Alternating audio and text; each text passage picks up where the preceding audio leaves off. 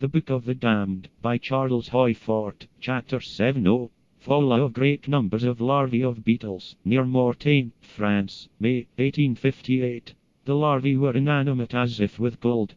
Annals Société Entomologique de France, 1858. Transactions of the Entomological Society of London, 1871, page 183. Records snowing of larvae in Silesia, 1806. Appearance of many larvae on the snow in Saxony, 1811. Larvae found alive on the snow, 1828. Larvae and snow which fell together in the Eifel, January 30th, 1847. Fall of insects, January 24th, 1849. In Lithuania, occurrence of larvae estimated at 300,000 on the snow in Switzerland in 1856. The compiler says that most of these larvae live underground, or at the roots of trees, that whirlwinds uproot trees, and carry away the larvae, conceiving of them as not held in masses of frozen earth, all as neatly detachable as currents in something. In the review at Mogasin de Zoology, 1849, page 72, there is an account of the fall in Lithuania, January 24th, 1849, that black larvae had fallen in enormous numbers. Larvae thought to have been of beetles, but described as caterpillars, not seen to fall, but found crawling on the snow, after a snowstorm, at Warsaw, January 20th, 1850. All the year round, volume 8, page 253.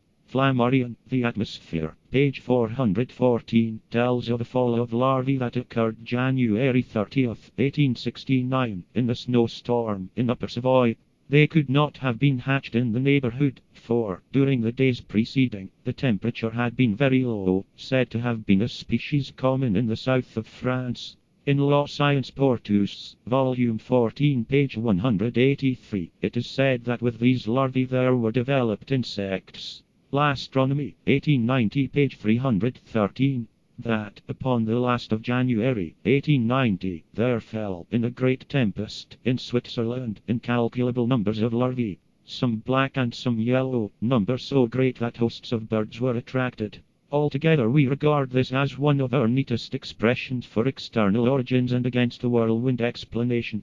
If an exclusionist says that, in January, larvae were precisely and painstakingly picked out of frozen ground, in incalculable numbers, he thinks of a tremendous force, disregarding its refinements.